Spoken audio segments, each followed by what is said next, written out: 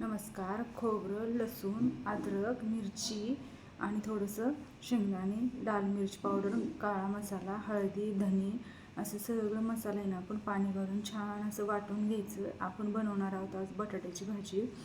तर बटाट्याची भाजी बनवण्यासाठी ना जिरा मोहरीची फोडणी देऊन कांदा चांगला परतून घ्यायचा. कांदा परतल्यानंतर जी आपण ही पेस्ट बनवली ती त्याच्यामध्ये टाकून आहे ना तीही चांगली अशी परतून घ्यायची, चांगली शिजवून घ्यायची तेल सुटेपर्यंत. हे बघा अशी छान अशी थोडे वाफवून पण घ्यायची. वाफवल्यानंतर त्यातलं पाणी आटून जातं.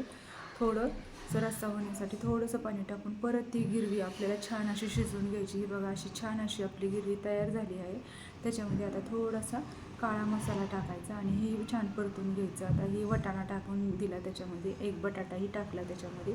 अशी छान अशी वाटाणा बटाट्याची भाजी खाण्यासाठी तयार झाली आहे. आवडली तर लाईक करा, सबस्क्राईब करा. छान खा, आनंदी राहा.